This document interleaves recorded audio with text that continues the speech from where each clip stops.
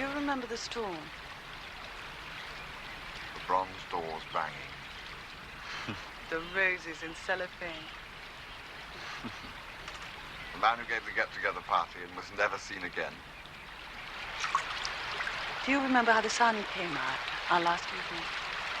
Just as it has done today.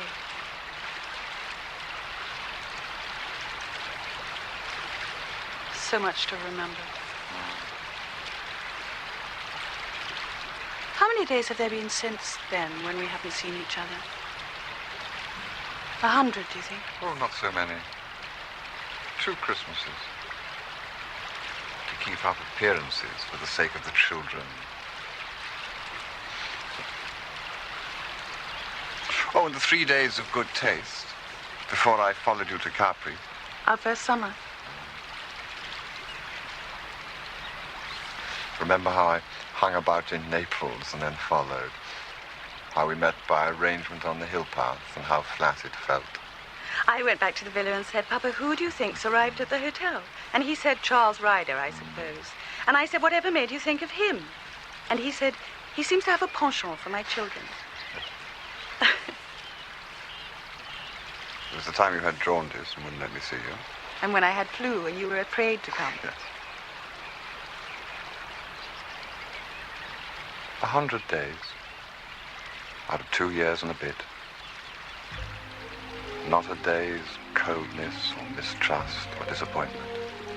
Never that.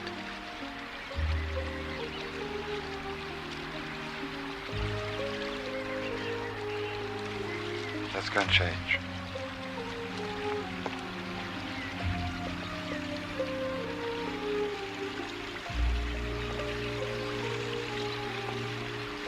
How many more, do you think? Another 100? A lifetime. I want to marry you, Charles. One day, why now? War, this year, next year, sometime soon.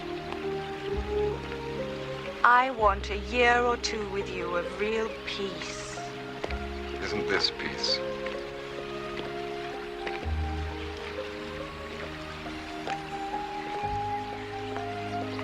What do you mean by peace, if not this? So much more. Marriage isn't a thing we can take when the mood strikes us. There must be a divorce. 2 divorces. We must make plans. Plans, divorce, war. On an evening like this? Sometimes I feel the past and future pressing so hard on either side there doesn't seem room for the present at all. Yes, Wilcox. Lord Brideshead's just telephoned, milady. He says not to wait dinner for him, please. He'll be a little late. Thank you, Wilcox. Seems months since he was last here. Yes. What does he do in London? It was often a matter for speculation between us, giving birth to many fantasies. For Bridie was a mystery. The talk of his going into the army, and into Parliament, and into a monastery had all come to nothing. All that he was known with certainty to have done, and this because in a season of scant news it had formed the subject of a newspaper article entitled Pierre's Unusual Hobby, was to form a collection of matchboxes. I mean, it's all your fault. Well. Hello, Bridie. Bridie, we're almost finished. Oh, well, only you two. I hope to find Rex here. How are you? What's the news? Well, as a matter of fact, I do have some news, but it can wait. Tell us now. How's the painting, Charles? Which painting? Whatever you have on the stalls. Well, I've begun a picture of Julia, but the light was difficult all day today. Julia? Haven't you done her before? I suppose it's a change from architecture and much more difficult. The world is full of different subjects. Very true, Bridie. If I were a painter, I should choose a different subject every time. Really? What sort of subjects? Oh, I don't know, really. Subjects with plenty of action in them, like, Macbeth, perhaps. And by the way, I've been meaning to ask you, what happened to Mother's jewels? Cordelia and I had most of her things. This was hers. And this. The rest went to the bank. Aren't there some rather famous rubies, someone was telling me? Yes, a necklace. Mummy often used to wear it, don't you remember? Why, anyway? I just thought I'd like to take a look at them someday.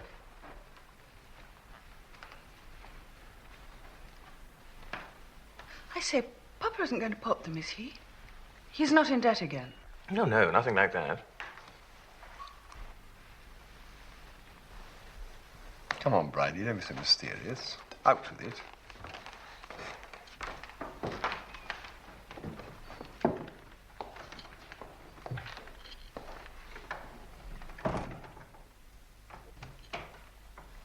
Well, you have only to wait until Monday to see it in black and white in the newspapers. I'm engaged to be married. I hope you're pleased. Bridie, how very exciting. Who to? No one you know. Is she pretty? I don't think you would exactly call her pretty.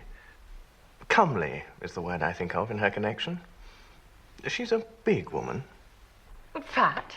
No, big. She's called Mrs. Musprat. Her Christian name is Beryl. I've known her for quite a long time, but until last year she had a husband. Now she's a widow. Why do you laugh?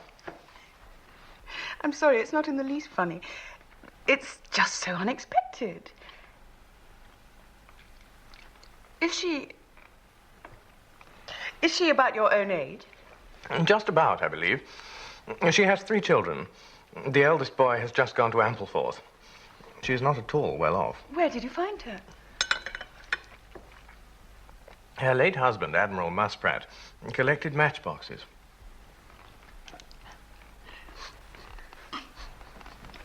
You're not marrying her for her matchboxes?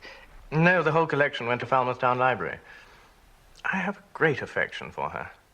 In spite of all her difficulties, she's a very cheerful woman, very fond of acting. She's a member of the Catholic Players Guild. Does Papa know? I had a letter from him this morning giving me his approval.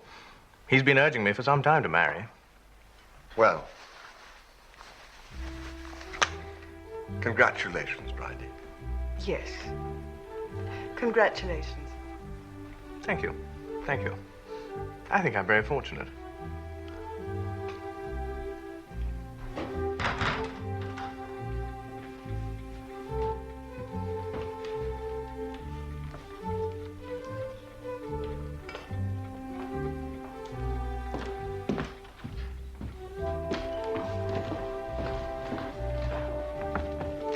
Bridie, when are we going to meet her? I do think you might have brought her down with you. Bridie, you sly, smug old brute. Why didn't you bring her here? Oh, I couldn't do that, you know. Why couldn't you? I'm dying to meet her. Let's ring her up and ask her. She'll think us most peculiar leaving her alone at a time like this. She has the children. Besides, you are peculiar, aren't you? What can you mean? I could hardly ask her here as things are. It wouldn't be suitable. After all, I'm only a lodger here. This is Rex's house at the moment, so far as it's anybody's. What goes on here is his business. But I couldn't bring Beryl here. I simply don't understand. Of course, Rex, and I want her to come. Oh, yes, I don't doubt that. But the difficulty is quite otherwise. You must understand that Beryl is a woman of strict Catholic principle, fortified by the prejudices of the middle classes. I couldn't possibly bring her here. It is a matter of indifference whether you choose to live in sin with Rex or Charles or both. I have always avoided inquiry into the details of your ménage, but in no case would Beryl consent to be your guest.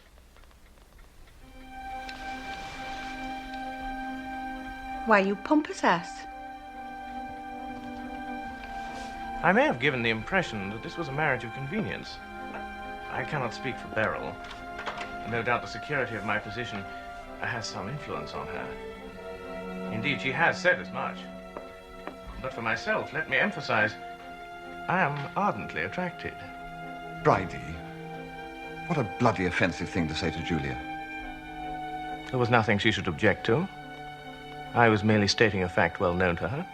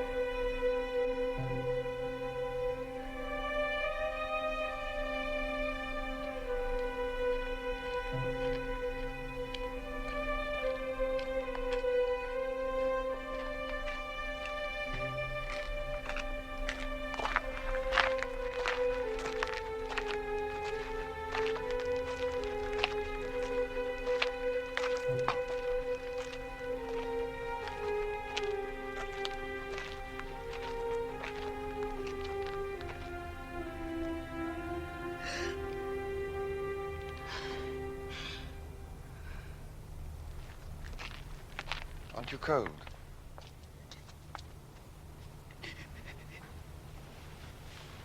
Darling, what is it? Why do you mind? What does it matter what the old booby says? I don't. It doesn't. It's just the shock. Don't laugh at me. How dare he speak to you like that? Cold-blooded old humbug. No, it's not that. He's quite right. They know all about it, Bridie and his widow. They bought it for a penny at the church door. You can get anything there for a penny in black and white and nobody to see that you pay. Just take your track. There, you've got it. All in one word, too. One little, flat, deadly word that covers a lifetime. Living in sin. Not just doing wrong, as I did when I went to America. Doing wrong, knowing it's wrong, stopping doing it, forgetting it. Oh, that's not what they mean. That's not Bridie's pennyworth. He means just what it says. Living in sin every hour, every day, year in, year out. It's always the same. It's like an idiot child, carefully nursed, guarded from the world. Poor Julia, they say, she can't go out. She's got to take care of her little sin. Pity it ever lived, they say, but it's so strong. Children like that always are. Julia's so good to her little mad sin.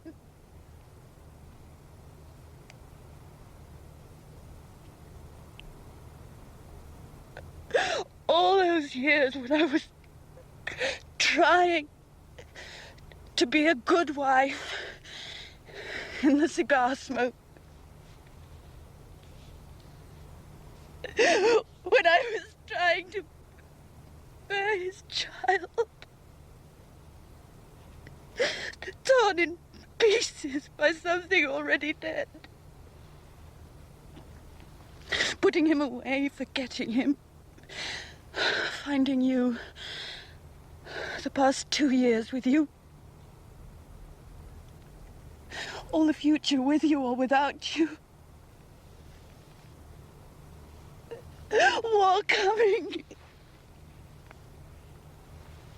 World ending.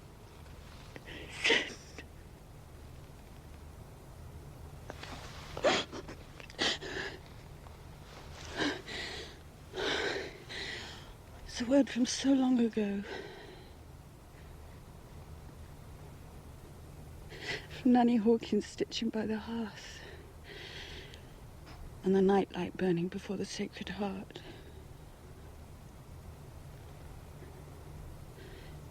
Me and Cordelia with the catechism in Mummy's room before luncheon on Sundays.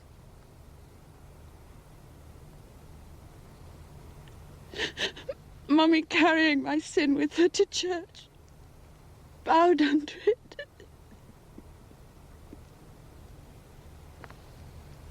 Mummy dying with my sin, eating at her more cruelly than her own deadly illness. Mummy dying with it, Christ dying with it, nailed, hand and foot, high among the crowds and the soldiers. There's no comfort except a sponge of vinegar and the kind words of a thief. Hanging forever over the bed in the night nursery.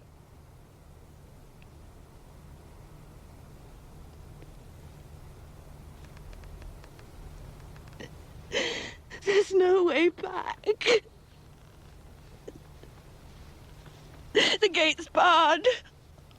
All the saints and angels posted along the wall. Thrown away, scrapped, rotting down.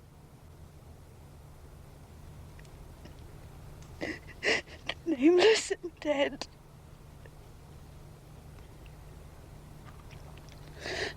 Like the baby they wrapped up and took away before I had a chance to see her.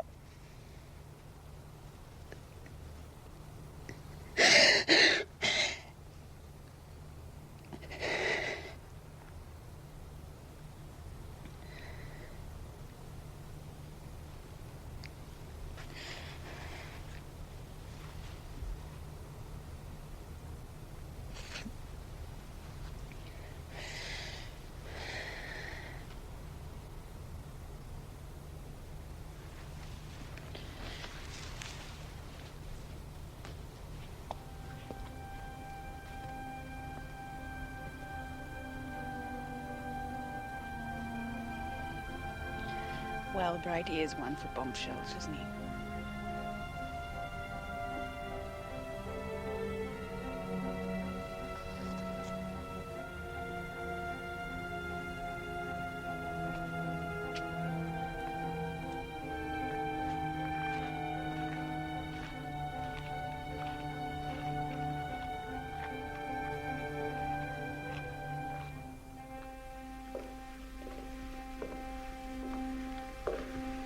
Considering that I've just recovered from a fit of hysteria, I don't call that at all bad. Most hysterical women look as if they got a bad cold. Come on. We're not going down again. Of course. We can't leave Bridie alone on his engagement night. Can't we?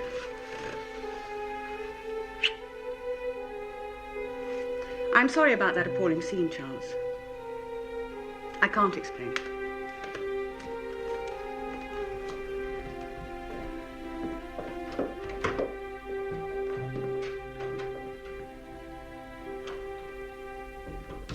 Was it nice out?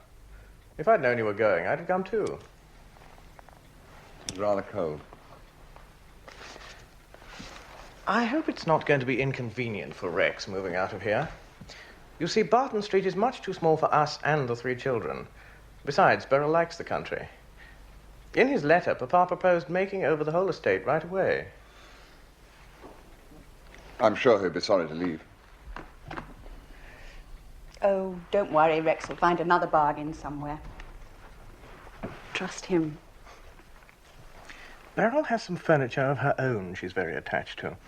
I don't think it would go very well here. You know, oak dressers and coffin stools and things. I thought you could put it in Mother's room. Yes, that would be the place for it. Of course, nobody's used that room for years. So brother and sister sat and talked about the arrangement of the house until bedtime. An hour ago, I thought, by the fountain, she wept her heart out for the death of her God. Now she is discussing whether Beryl's children shall take the old smoking room or the schoolroom for their own. I was all at sea. I thought possibly in the High West. I won't believe that great spout of tears came just from a few words of Bridie's. You must have been thinking about it before. Hardly at all. Now and then. More lately with the last Trump so near. Of course, it's a thing psychologists could explain. Preconditioning from childhood. Feelings of guilt from all the nonsense you were taught in the nursery.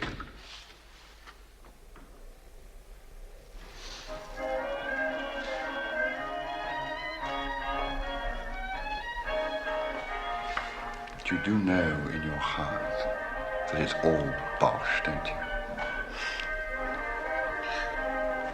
How I wish it was. Do you know Sebastian once said almost the same thing to me? He's gone back to the church, you know. Of course, he's never left it as definitely as I did.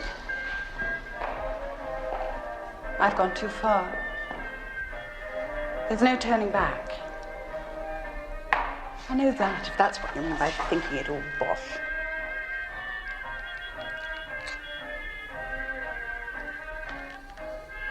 Let's go out again.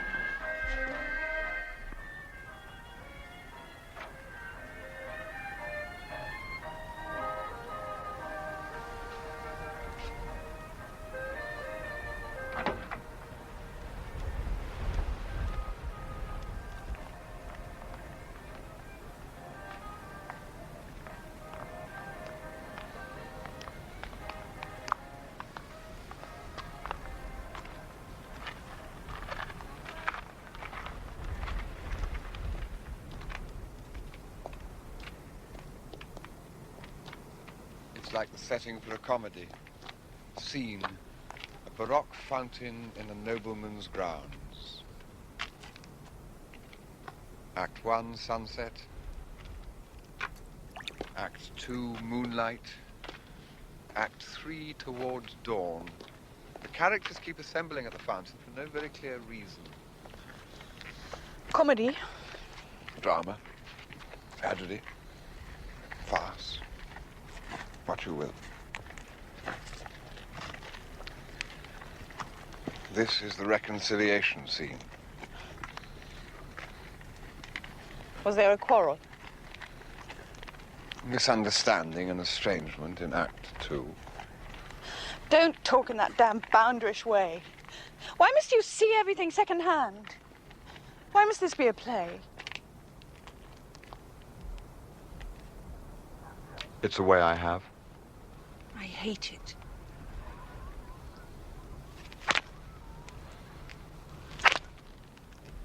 Now do you see how I hate it? Did that hurt? Yes. Did it? Did I? Cat on the rooftop. Beast.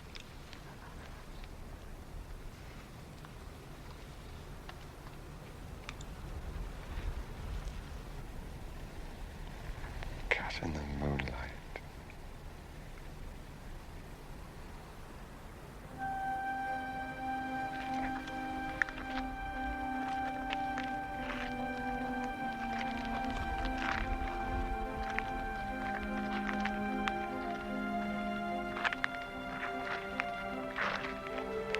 Poor face.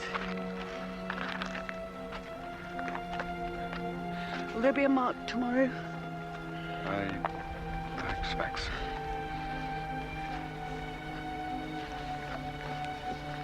Charles, am I going crazy? What's happened here tonight?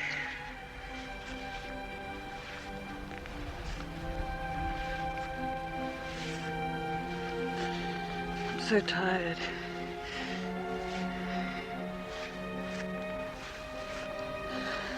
So tired.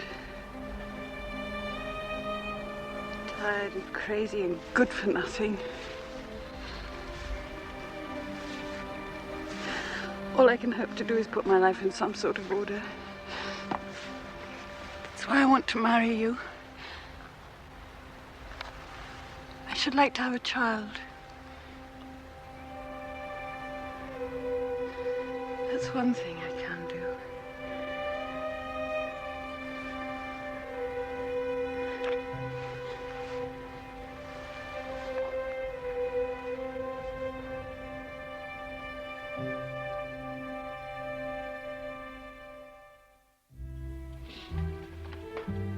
So you're being divorced. Isn't that rather unnecessary after being happy together all these years? We weren't particularly happy, you know. Weren't you? Were you not? I distinctly remember last Christmas seeing you together and thinking how happy you looked and wondering why. You'll find it very disturbing, you know, starting off again. How old are you, 34? Oh, that's no time to be starting. You ought to be settling down. Have you made any plans? Yes. I intend to get married again as soon as the divorce is through. Well, I do call that a lot of nonsense. I can understand a man wishing he hadn't married and trying to get out of it. For I never felt anything of the kind myself. But to get rid of one wife and take up with another immediately is beyond all reason. I've seen a few divorces in my time. I've never known one work out so happily for all concerned. Almost always. However, matey people are at the start, bad blood crops up as soon as they get down to detail. Mind you, I don't mind saying, there have been times in the last couple of years when I thought you were a bit rough on Celia.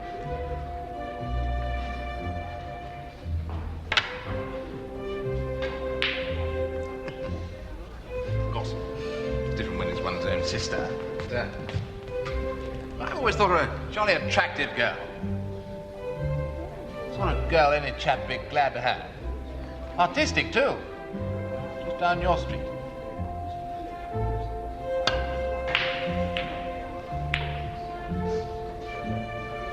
I must admit, you're a good picker. Always had a soft spot for Julia. Well, I suppose if Julia insists on a divorce, she must have one. Thank God she couldn't have chosen a worse time. Things had not gone as smoothly for Rex as he had planned.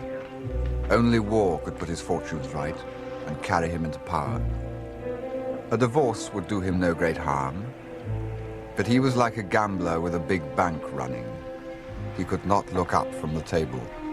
Tell her to hang on a bit, Charles. There's a good fella.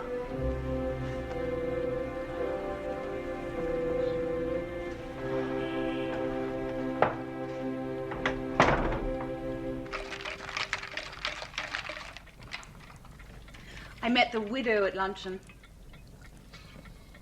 Did you? Do you know what she said to me? So you're divorcing one divorced man and marrying another. It sounds rather complicated. But, my dear, she called me my dear about 20 times. I've usually found that every Catholic family has one lapsed member, and it's often the nicest. What's she like? Majestic and voluptuous. Common, of course. I'll tell you one thing. She's lied to Bridie about her age. She's a good 45. I don't see her providing an heir. Bridie can't take his eyes off her. He was gloating on her in the most revolting way all through luncheon. Was she friendly? Goodness, yes. In a condescending way.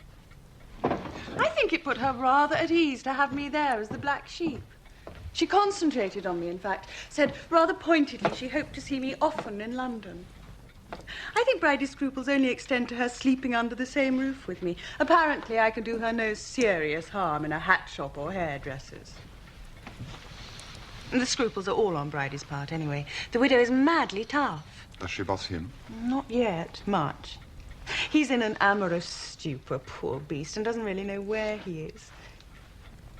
She's just a good-hearted woman who wants a good home for her children and isn't going to let anything stand in her way.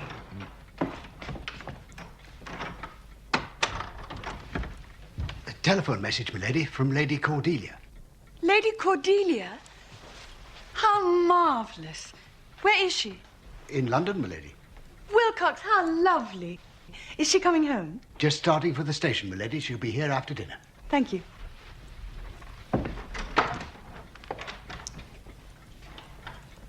I haven't seen her since I took her to dinner at the Ritz, and she talked about becoming a nun. Must be 12 years. She was an enchanting child. She's had an odd life. First the convent, and when that was no good, the war in Spain.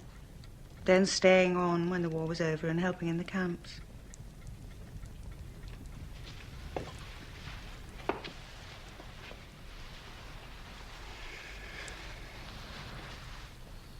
She's grown up quite plain, you know. Does she know about us? Yes. She wrote me a sweet letter.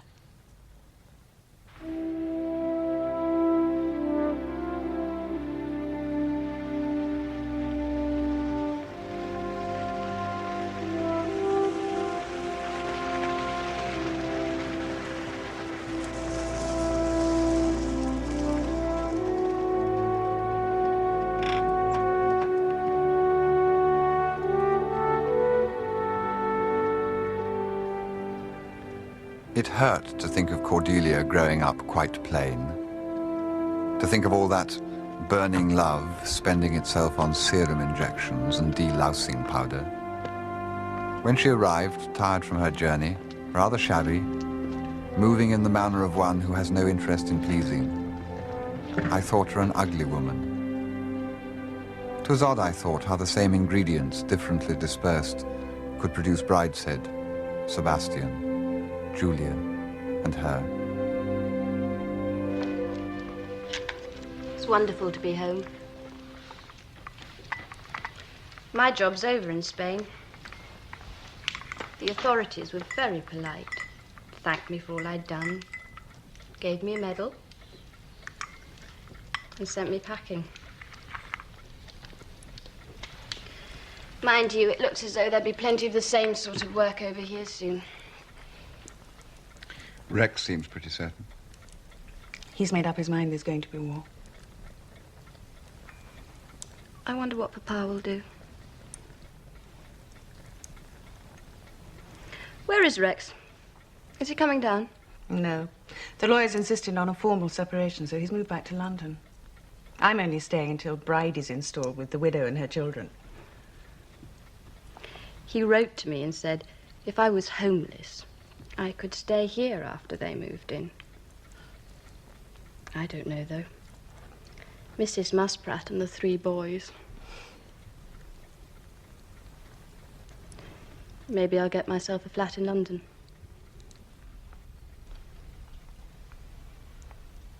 The situation became one of increasing gravity. Till at last, Hello, Nanny. only His Majesty's government. Oh, I knew you'd be up. Mr. Wilcox sent to tell me you were coming. Oh. I bought you some lace. The lake now steps the floodbasin. Oh, that is nice, dear. Just like her poor ladyship used to wear at Mass. Though why they made it black, I never did understand. Seeing laces white, naturally. Well, that will be very welcome, I'm sure. Not even by notes. To save by effort. Now, May we turn the wireless off, Nanny? oh, why, of course. I didn't notice it was on. In the pleasure of seeing you. Isn't it splendid about Julia and Charles getting married? Well, I hope it's all for the best. Brideshead has certainly taken long enough to make up his mind. I've hunted all through Debrett, and I couldn't find any mention of Mrs. Musprat's connections. She caught him, I dare say. What have you done to your hair? Oh, I know. It's terrible. I must get all that put right now I'm back. Darling Nanny. I saw Sebastian last month. What a time he's been gone. Was he quite well? Not very. That's why I went. It's quite near, you know, from Spain to Tunis. He's with the monks there. Oh, well, I hope they look after him properly. I expect they find him a regular handful. He always sends to me at Christmas, though it's not the same as having him home. He's got a beard now, and he's very religious. That I won't believe, not even if I see it. He was always a little heathen. Brideshead was one for church, not Sebastian. And a beard. Oh, only fancy. Such a nice fair skin as he had. Always looked clean, though he'd not been near water all day. While Brideshead, there was no doing anything with. Scrubbed.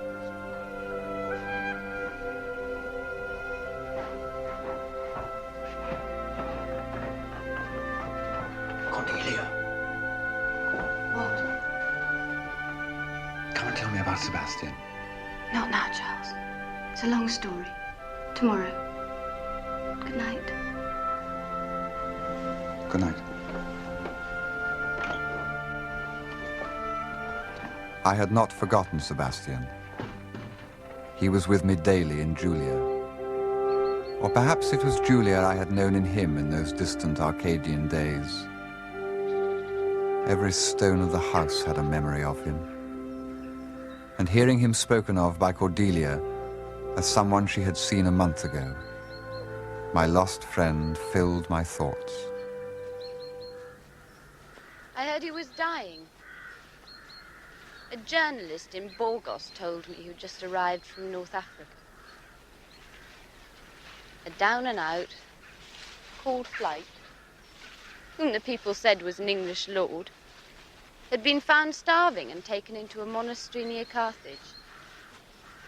That was how the story reached me. I knew it couldn't quite be true. However little we did for Sebastian, at least he got his money sent to him. But I started off at once. It was quite easy to find him. I just went to the consulate. Apparently, he turned up in Tunis one day and applied to be taken on as a missionary lay brother. The fathers took one look at him and turned him down. Then he started drinking again. He lived in a little hotel on the edge of the Arab Quarter. I went to see the place later. It was a bar with a few rooms over it, smelling of hot oil and garlic and stale wine. He stayed there a month, drinking Greek absinthe. They loved him there. He's still loved, you see. Whatever he does, whatever condition he's in. It's the thing about him that he'll never lose. They thought very ill of his family for leaving him like that. Wouldn't happen with their people, they said. And I dare say they're right. Anyway, that was later. After the concert, I went straight to the monastery and I saw the superior. He told me his part of the story. So I sent him away. He kept coming back 2-3 times a week.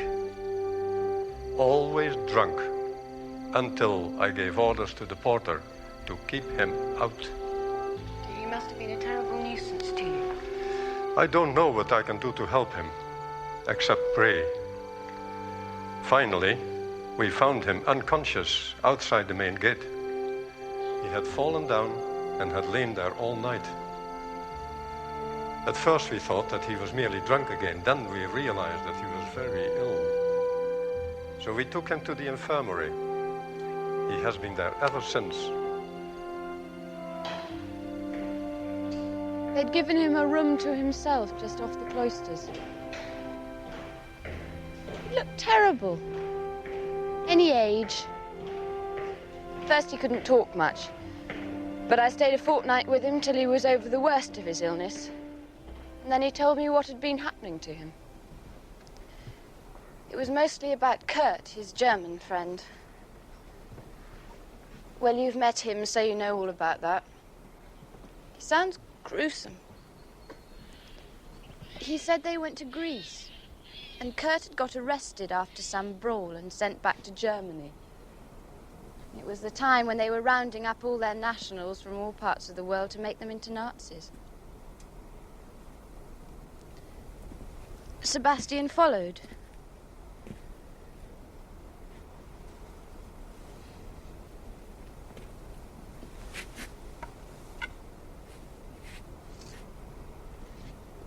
For a year, he couldn't find any trace of him. Then in the end, he ran him to earth, dressed as a stormtrooper in a provincial town. At first, he wouldn't have anything to do with Sebastian, spouting all that official jargon about the rebirth of his country. But it was only skin deep with him.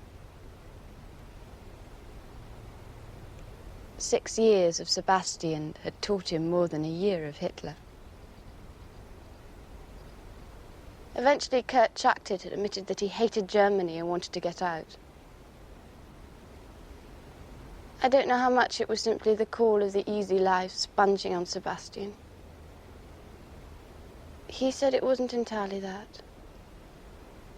But Kurt had just begun to grow up. Maybe he's right. Anyway, it didn't work. Kurt always got into trouble, whatever he did. Finally, they caught him and they put him in a concentration camp. Sebastian couldn't get near him. He didn't even know what camp he was in. So he hung about in Germany for another year, drinking again. Until one day in his cups, he took up with a man who'd just been out of the camp where Kurt had been.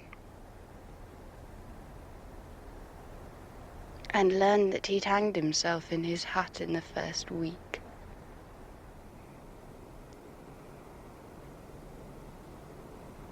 So that was the end of Europe for Sebastian.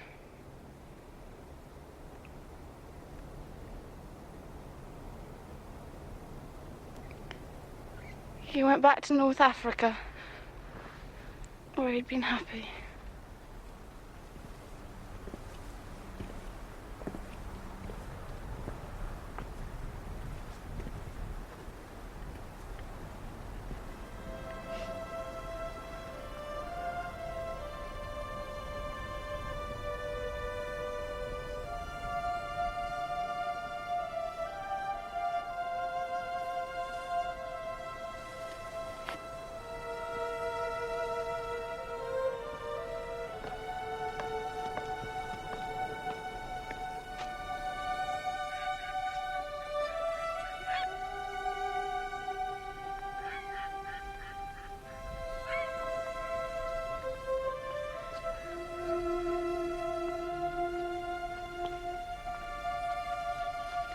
I once had a governess who jumped off this bridge and drowned herself.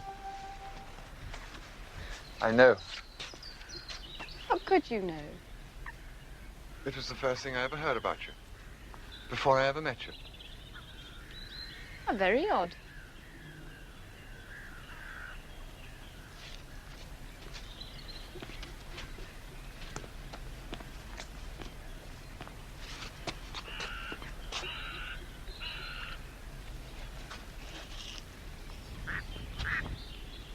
Have you told Julia this about Sebastian? The substance of it. Not quite as I told you. She never really loved him, you know. As we do.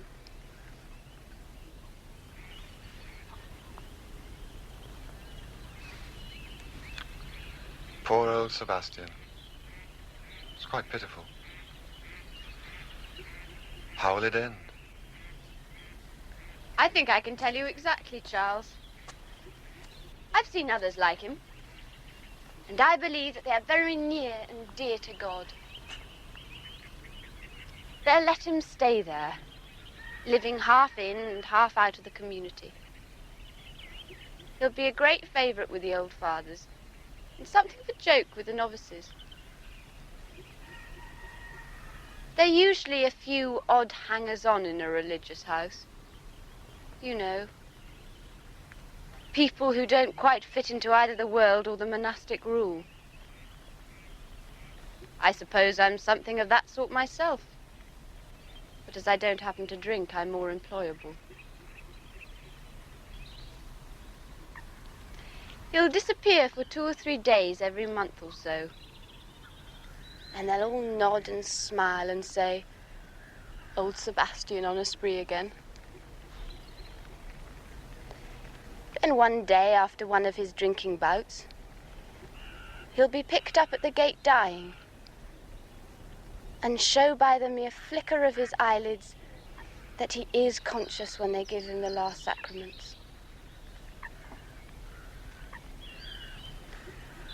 Not such a bad way of getting through one's life. It's not what one would have foretold.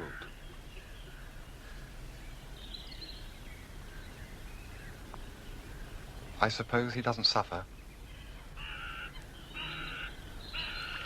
Oh, yes, I think he does. One has no idea what the suffering may be to be as maimed as he is. No dignity. No power of will. No one is truly holy without suffering. Holy? Yes. That's what you've got to understand about Sebastian.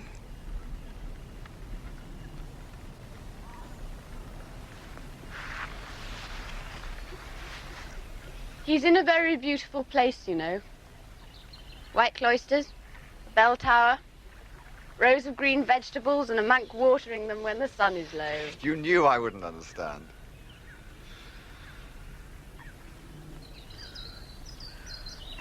You and Julia.